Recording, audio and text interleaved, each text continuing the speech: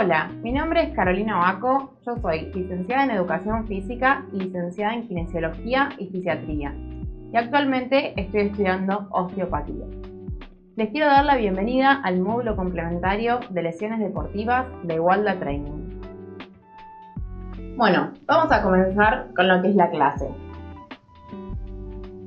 Hoy vamos a ver cuál es la definición de las lesiones, la clasificación de lesiones, los mecanismos lesionales, cómo actuar frente a una lesión si nos pasa en una clase cuando la estamos dando y cómo reducir el riesgo de lesión a medida que pasan los entrenamientos con esa persona. ¿Sí? Muy bien. Empezamos con la definición de lesión deportiva. Y es el daño tisular que se produce como resultado de la actividad física o deporte. Daño tisular habla de todo daño que se da justamente en cualquier tejido del cuerpo humano, ¿sí? Pero en este caso se da como resultado de la actividad física que está realizando la persona que estamos entrenando. Dentro de las lesiones y de las lesiones deportivas podemos encontrar lesiones agudas o lesiones crónicas. En cuanto a las lesiones agudas, son las que se van a dar justamente en la clase, se dan de forma repentina mientras se está realizando el ejercicio físico. Por ejemplo, algo que suele suceder es un desgarro. Es una lesión muscular que es de forma repentina y obliga generalmente a la persona a dejar de realizar la actividad física, ¿sí? Ese es un ejemplo de una lesión aguda. En cambio, podemos tener lesiones crónicas, ¿sí? Eso se dan por movimientos repetitivos, por mucho volumen de entrenamiento, por malas cargas, y los síntomas generalmente aparecen luego del ejercicio y generalmente persisten por un tiempo más o menos prolongado. ¿Sí? Por ejemplo, una lesión que puede ser crónica es una tendinosis, que ya vamos a ver más adelante en esta clase de qué se trata. Bueno, vamos a pasar ahora a los mecanismos de lesión, ¿sí? El mecanismo de lesión es la manera en que se daña ese tejido que corresponde a una lesión, ¿sí? Vamos a ver que podemos tener lesiones a nivel muscular, a nivel óseo, a nivel articular. Dentro de las lesiones a nivel muscular podemos tener los DOMS o, por ejemplo, los desgarros, ¿sí? Los DOMS en realidad es por sus siglas en inglés, bueno, así está escrito, pero en español le decimos también agujetas, ¿sí? Entonces son DOMS o agujetas. Y otro de las lesiones musculares que podemos tener son los desgarros.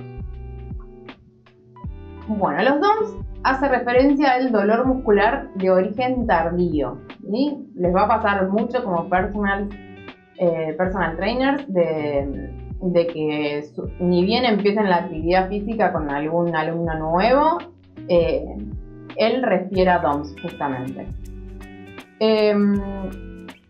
Aparece generalmente en los músculos trabajados horas después de un ejercicio o un entrenamiento que no es habitual, por eso se da también cuando se inicia algún alumno. Puede ser un ejercicio que esté mal coordinado también, de carácter muy intenso para lo que la persona viene adaptada y en el que generalmente predominan las contracciones excéntricas. Por ejemplo, un tipo de contracción excéntrica es bajar escaleras, ¿sí? Eso predispone al cuádriceps a una contracción excéntrica y a que tenga mucha carga que por ahí no están tan acostumbrados a realizar. Otro tipo de ejercicio que suele traernos DOMS son los ejercicios de pliometría, por ejemplo.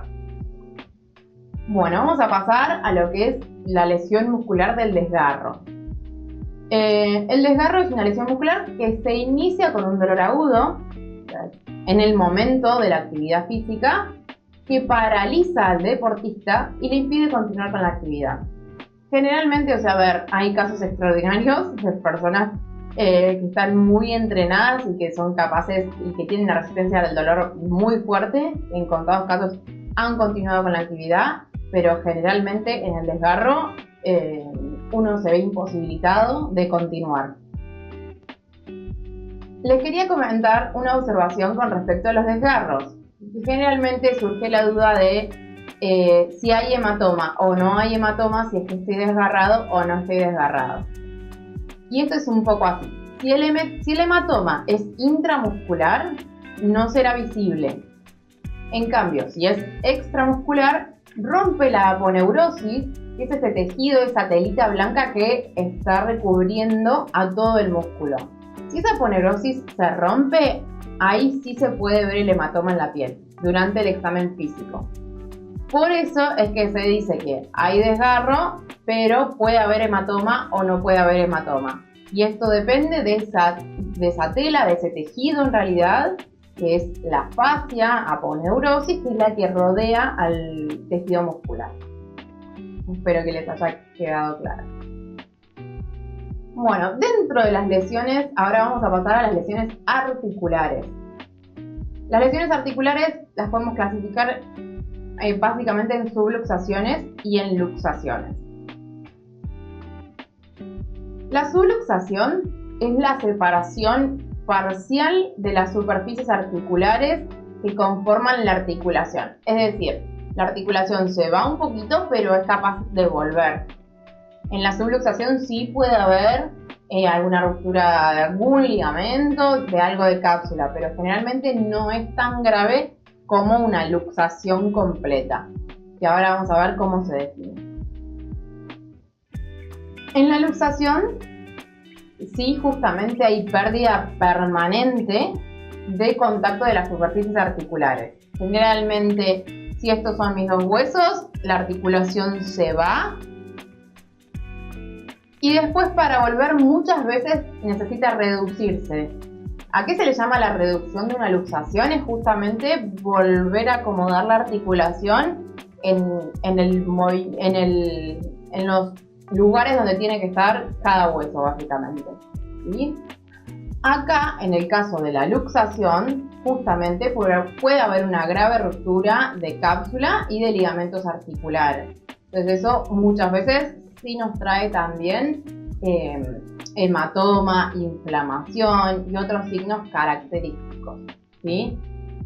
Tanto la subluxación como la luxación, lo primero que tenemos que hacer es inmovilizar y contactar siempre a un médico. Que bueno, esta parte obviamente que al final de la clase lo vamos a hablar, todo lo que es la interacción entre el kinesiólogo, el médico y el personal trainer. En cuanto a las lesiones que puedan ser óseas, podemos tener fisuras, fracturas o fracturas por estrés. Como les comenté más atrás, las lesiones en general se dividen en lesiones agudas y en lesiones crónicas, ¿sí? Las agudas son las que pasan en el momento y las crónicas son lesiones que se van dando con el tiempo.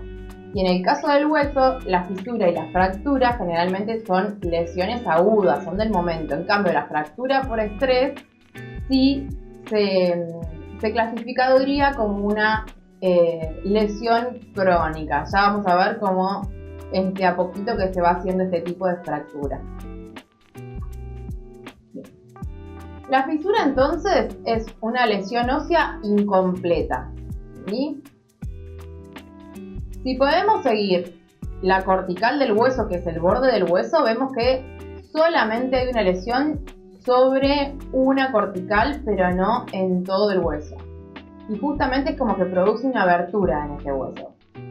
En cambio, en la fractura hay una solución de continuidad de un hueso y se produce bruscamente. Entonces, en ese caso, los dos bordes del hueso, las dos corticales, como le llamamos nosotros, sí están lesionadas. Y también las fracturas se pueden dar por estrés repetitivos y por microtraumas. Eso es lo que vamos a ver ahora con las fracturas por estrés. justamente las fracturas por estrés se dan por movimientos repetitivos. Por ejemplo, se da mucho en los huesos que reciben carga, por ejemplo, los huesos del pie.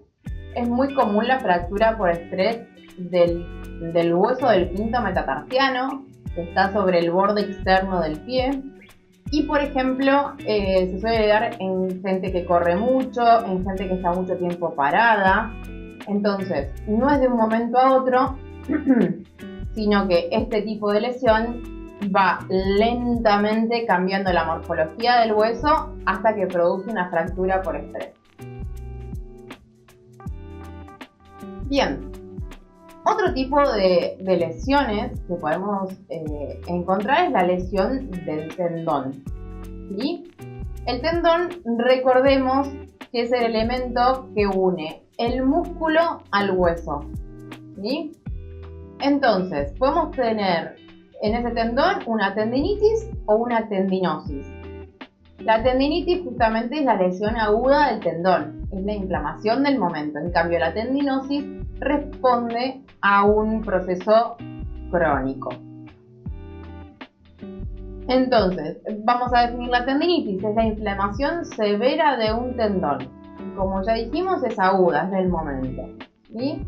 Pasadas entre las 0 y las 48 horas desde que comenzó el dolor. Y se da la característica que tiene inflamación. Todo lo que termina en itis van a ver que significa inflamación. Bien.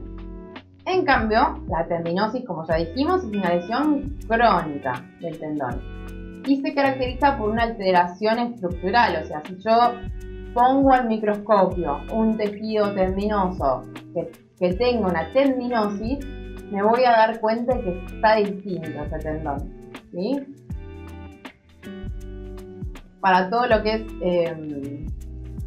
tendinosis se utiliza mucho una técnica en kinesiología que es la microelectrólisis percutánea, por ejemplo. Los kinesiólogos tienen muy buenas técnicas para trabajar este tipo de patología o de lesión. Bien. Lo que sigue es cómo actuar frente a una lesión. Yo estoy en una clase como personal y generalmente a mi alumno le ocurre algo. Bien. Primero, obviamente que voy a ver cómo está la situación, qué es lo que requiere, si tuvo alguna lesión importante. Siempre lo más importante es inmovilizar al paciente y pedir ayuda, contratar algún servicio de emergencia, tener algún teléfono a mano con el cual yo pueda derivar y que ese paciente, ese alumno, sea derivado y atendido por un médico, ¿sí? Para hacer los primeros auxilios también. Es importante que ustedes en su lugar de trabajo, ya sea un parque, ya sea un gimnasio sí autorizado, tengan en cuenta todas estas cuestiones porque nos pueden pasar en una clase, ¿sí? Lo mismo con todo lo que son primeros auxilios, que bueno, sé que tienen otro curso acá en Walda que trata bien sobre ese tema. Entonces, ¿cómo actuar frente a una lesión? Primero vamos a ver cuándo tenemos que derivar, cuál sería el orden que tenemos que seguir para derivar y cómo volver al entrenamiento. O sea, una vez que esa persona ya pudo ver al médico, ya pudo ver al kinesiólogo, se rehabilitó y ya le empiezan a dar el alta para volver a entrenar, cómo nosotros podemos actuar para ayudar a ese alumno.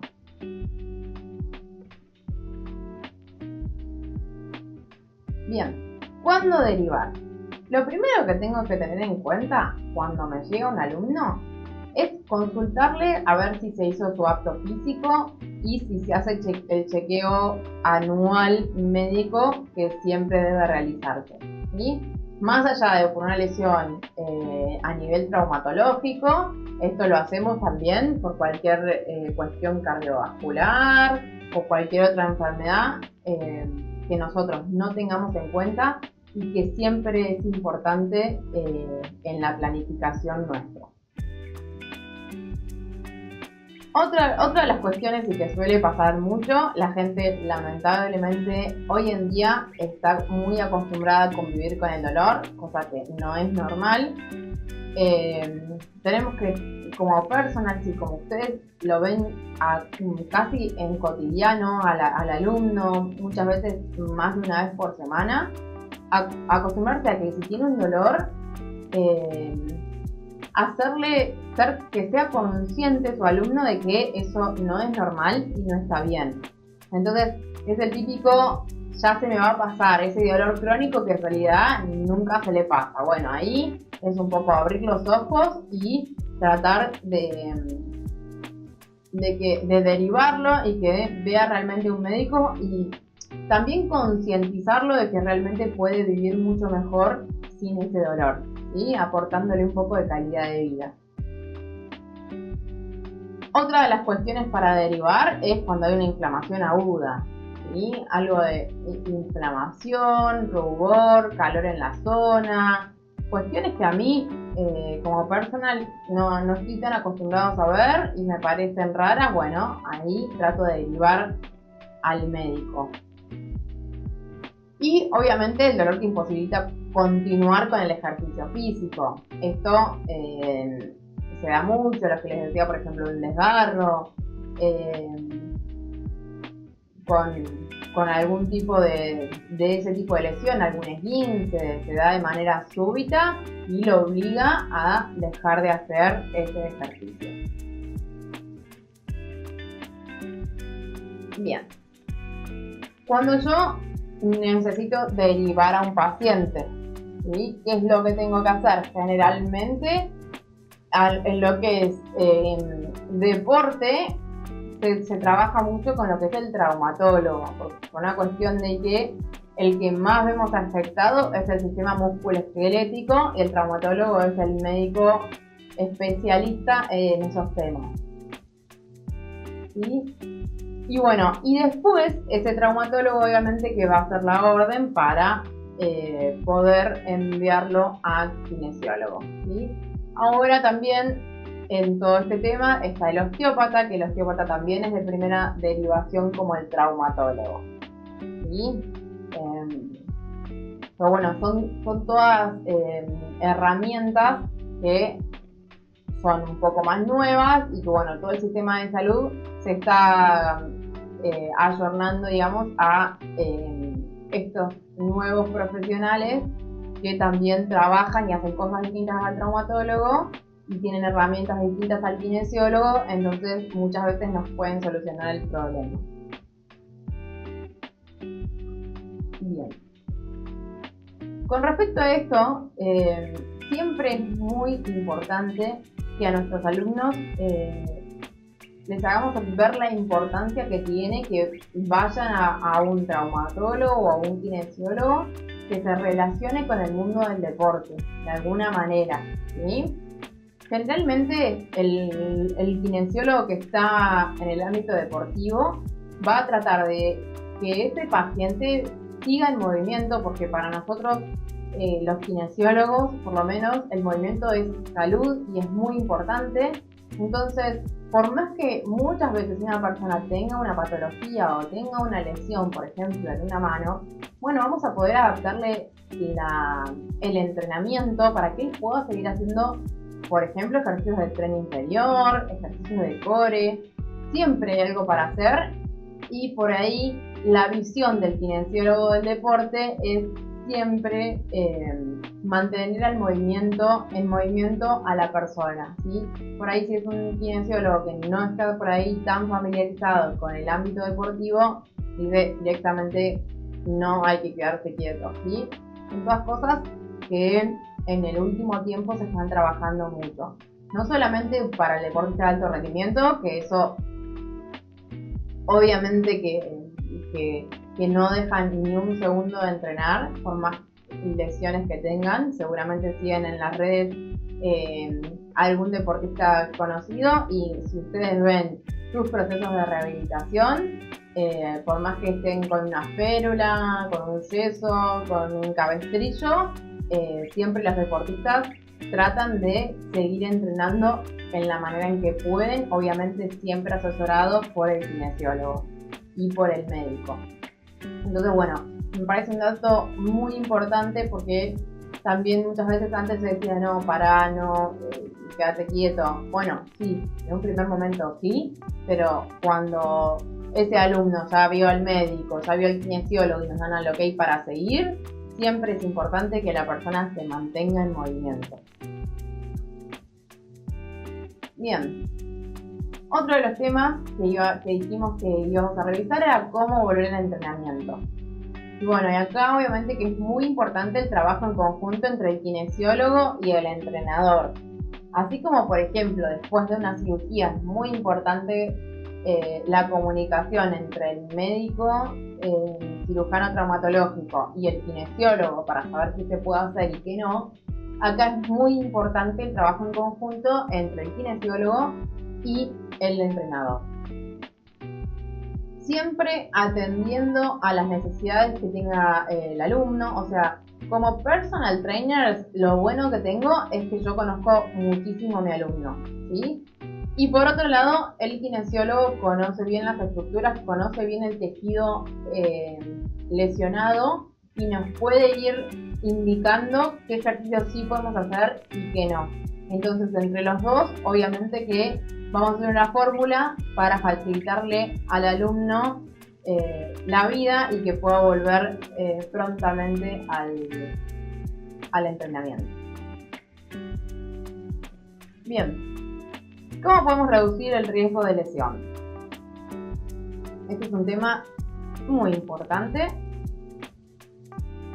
Primero vamos a conocer el historial de lesiones del atleta.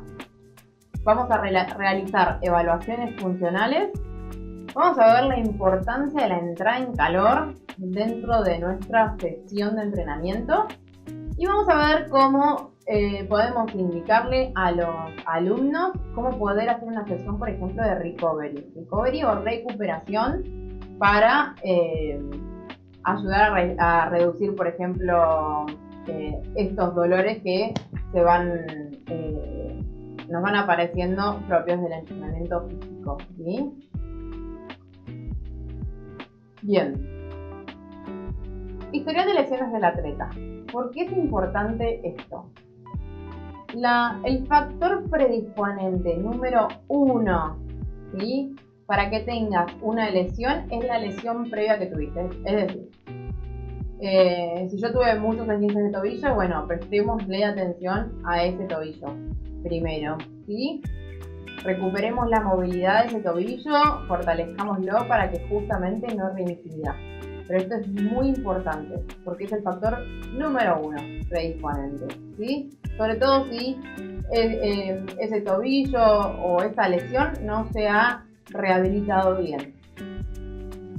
Eso por un lado. Entonces necesitamos saber todas las lesiones que ha tenido y justamente determinar debilidades a partir de los test, ¿sí? Viene un alumno, por ejemplo, me dice que tuvo un esguince de tobillo, ya se rehabilitó, ya está bien. Bueno, yo le hago un test, por ejemplo, de movilidad dorsal para ver si la movilidad de ese tobillo entra dentro de los estándares normales, ¿sí? Para yo asegurarme de qué puede hacer, por ejemplo, en la sentadilla profunda, ¿sí? Es necesario para hacer una sentadilla profunda tener buena movilidad de tobillo y buena movilidad de cadera. Y todas estas cuestiones yo las puedo trabajar a partir de los test y a partir de, sobre todo, poder objetivarlas, poder medirlas para después mejorarlas. Además son cosas que estos test los podemos filmar o fotografiar o lo que sea. Entonces tenemos un punto de partida con nuestros alumnos y un objetivo de qué es lo que tenemos que mejorar. Entonces es una buena estrategia también como para que el alumno vea todo el progreso que está teniendo con sus entrenamientos. Y bueno, y por último, enfocar el entrenamiento adaptado a las necesidades del atleta, ¿sí? O sea, del atleta y de la persona de la tercera edad y de la persona que tiene un síndrome metabólico y de pronto quiere mejorar toda su condición de salud. Todos los objetivos de los alumnos son respetables y nosotros tenemos que tratar de darles herramientas según el objetivo que él nos plantee, ¿sí? Y obviamente que también guiarlo, pero sin tomar decisiones por el alumno, sino que él sea un poco el protagonista de su propio entrenamiento y de su propia salud, más allá de todo lo que trabajen con nosotros, ¿sí? Bueno, esto de realizar evaluaciones funcionales nosotros lo vemos muy en concreto en el curso de lesiones deportivas de Wanda Training, y siempre hablamos con los chicos de un concepto que es de joint by joint, que es articulación por articulación. Este concepto que lo dio Gray Cook en su momento, que es un norteamericano, lo que habla es que siempre hay una articulación móvil por una articulación estable. Entonces, todo el cuerpo humano trabaja como si fuera una cadena en general.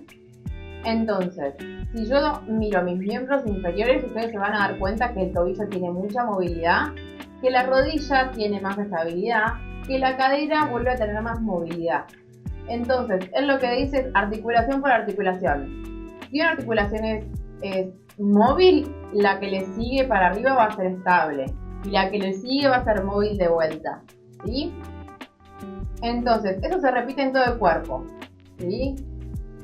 En los brazos también es lo mismo. Los hombros van a ser muy móviles, el codo es más de estabilidad y la muñeca es otra vez más móvil. Y también pasa lo mismo a nivel de la columna vertebral. Entonces, con estos test nosotros podemos observar si, por ejemplo, este tobillo que dijimos que tenía que tener mucha movilidad la tiene, o esa cadera que dijimos que también tenía que tener mucha movilidad la tiene. Y esto es muy importante en la prevención de lesiones, ya que si hay una articulación que tiene que moverse mucho o es muy móvil y de pronto no tiene esa movilidad, generalmente va a sobrecargar, en este caso, por ejemplo, el tobillo a la rodilla, ¿sí? Entonces podemos llegar a tener patología de rodilla, ¿sí? Y lo mismo en la rodilla, que necesitamos estabilidad. Si la cadera es muy estable, nos puede dar más movilidad a nivel de la rodilla que tengamos una lesión ligamentaria o meniscal. ¿Sí? Eso a grandes rasgos, pero bueno, sí es importante y nos gusta introducirlos en este concepto de joint by joint y que entiendan la importancia de estas articulaciones en las cuales tenemos que trabajar la movilidad y estas articulaciones en las cuales tenemos que poner énfasis y trabajar mucho la estabilidad. Por ejemplo, la zona media o core, trabajamos justamente todo lo que es estabilidad, ¿sí? Para que después mis brazos y mis piernas se puedan mover, pero generalmente el core es un lugar donde trabajamos siempre la estabilidad. Por ahí no conocían el concepto de joint by joint, pero sí todos sabemos que el trabajo del core se da mucho para trabajar la estabilidad de la zona media.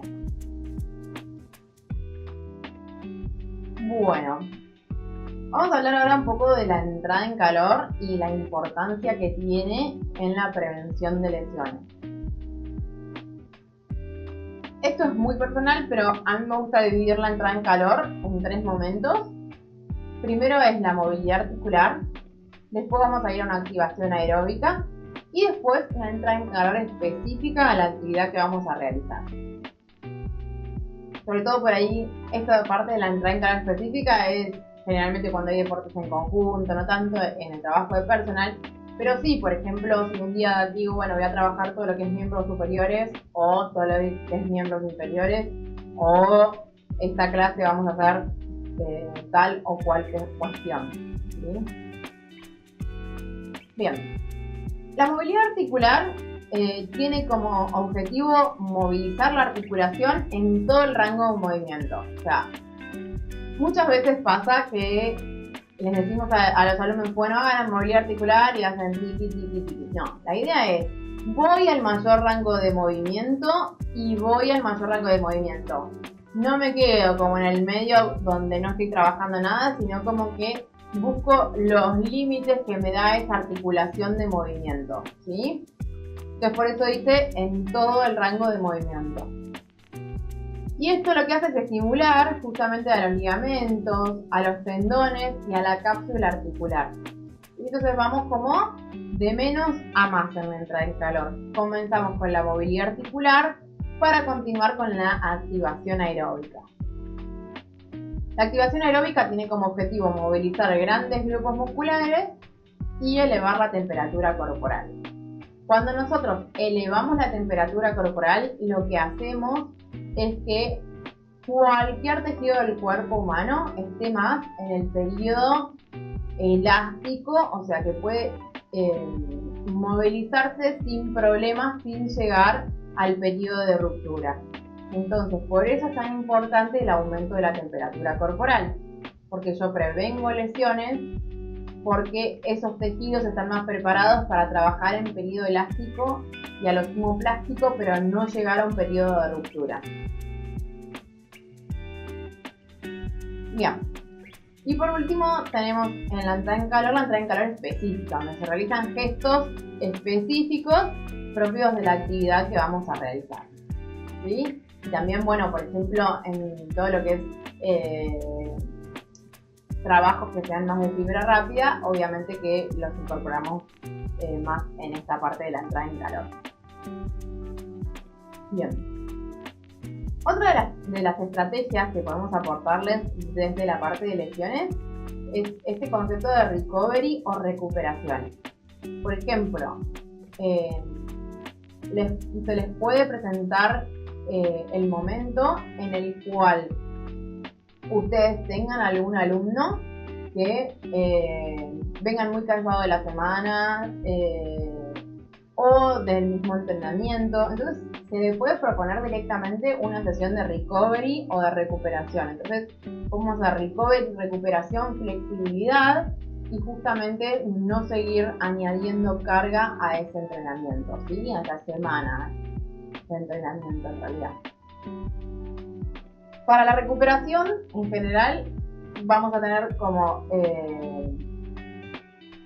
varias herramientas, que una es la liberación miofascial, que es esto lo que yo les propongo dentro de las clases de personal trainer, y después dar muchas recomendaciones a los alumnos con respecto al descanso y al sueño. Como ya sabrán ustedes por el curso, la importancia a nivel hormonal del ciclo circadiano, o sea, eso regula un montón las hormonas y eso hace que la recuperación de los tejidos sea óptima, ¿sí? Eso de que tratar de que tengan bien los ciclos, que se acuesten al mismo horario, que se levanten al mismo horario. Todos esos ciclos son importantes a nivel hormonal. Y por último, bueno, una nutrición adecuada, que por supuesto acá también tienen mucha información con los cursos de Walda. Bueno, ahora vamos a la liberación miofascial, que es lo que yo les propongo para alguna clase en la que sus alumnos estén con mucha fatiga. Entonces vamos a hacer liberación miofascial y flexibilidad.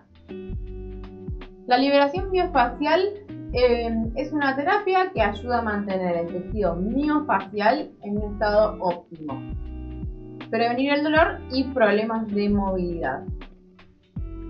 El término miofascial hace referencia al músculo y a la fascia. La fascia es ese tejido conectivo que hablamos hoy, que recubre a cada fibra muscular, a cada músculo. Eso es la fascia, que no tiene que ver con la fascia de cara en sí, sino que lo facial tiene que ver con este tejido que recubre al músculo. Y bueno, y justamente la idea es prevenir el dolor y los problemas de movilidad. Muchas veces no basta con la elongación de los grupos musculares, sino que también tenemos que darle este estímulo de liberación miofascial. Bien. Para realizar la relajación miofascial vamos a tener varios elementos. Uno es el rolo o foam roll. Podemos usar pelotas, de golf, que usan mucho, bochas de hockey, pelotas de tenis, como para poder estimular ciertos músculos.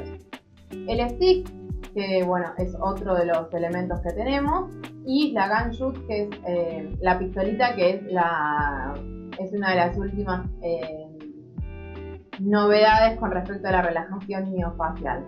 ¿Sí? Bien. Por último, vamos a ver lo que son las lesiones más comunes dentro del deporte. En general, tomamos algunas lesiones como por partes del cuerpo, como para que se den una leve impresión de cuáles son las más importantes.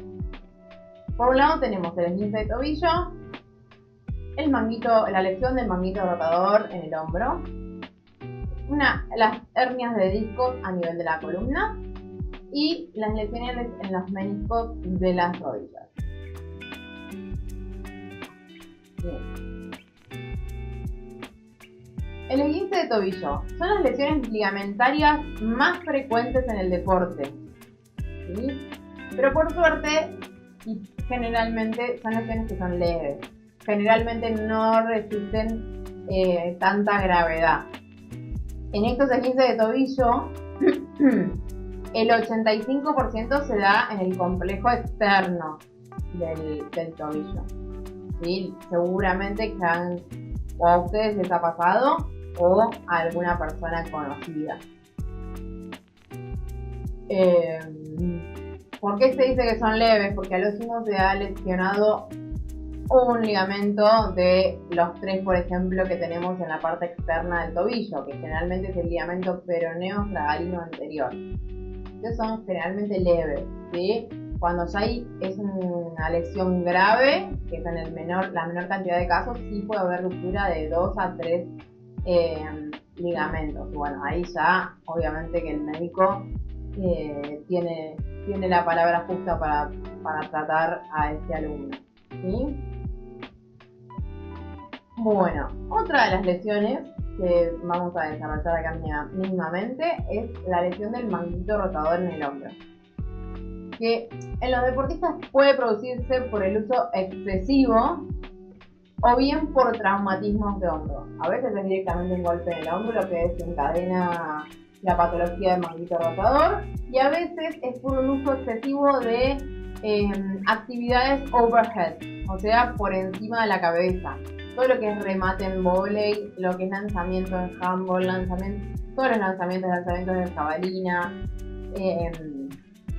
todos estos, bueno, justamente hay que tener bien en cuenta esta patología, porque lamentablemente es bastante común, porque uno de los músculos del manguito rotador, que es el supraespinoso, está como en desventaja biomecánica, o sea, está como en un lugar donde no es tan fácil que se nutra bien porque no le llega bien la sangre.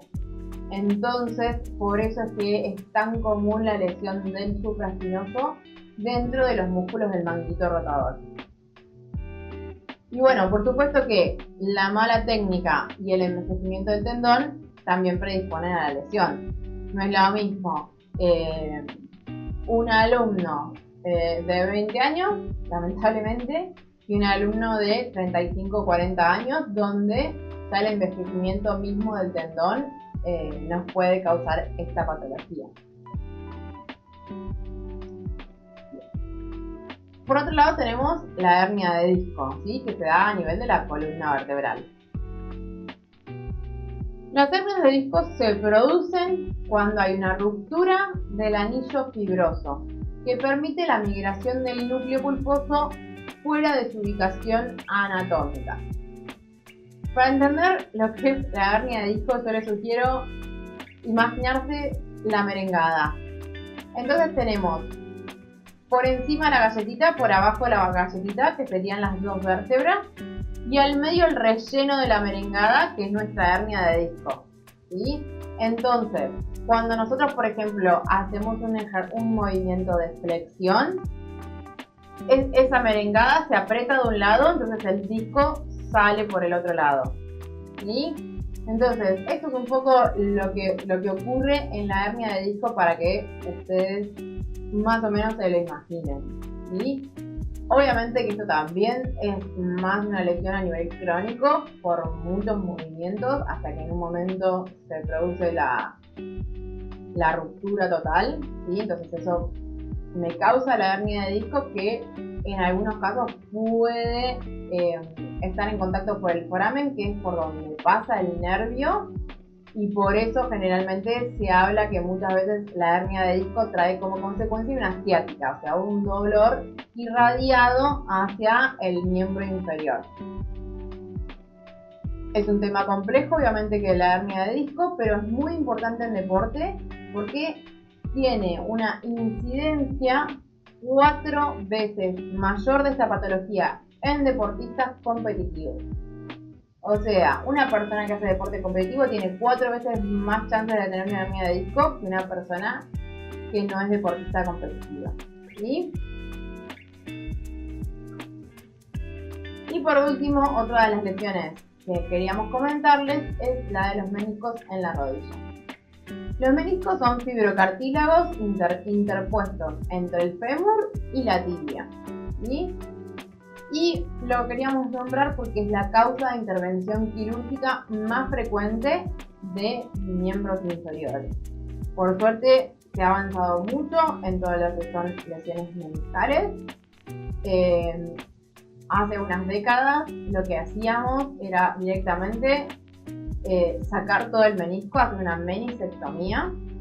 Eso se descubrió después con el estudio que esa meniscectomía lo que causaba era artrosis precoz, o sea, otra patología. Entonces se dejaron de hacer y ahora se hacen suturas generalmente sobre el menisco, o si se trata de sacar una partecita, pero no todo el menisco. ¿Sí? Y hay una tendencia ya a no ir tanto a la operación quirúrgica, obviamente que salvo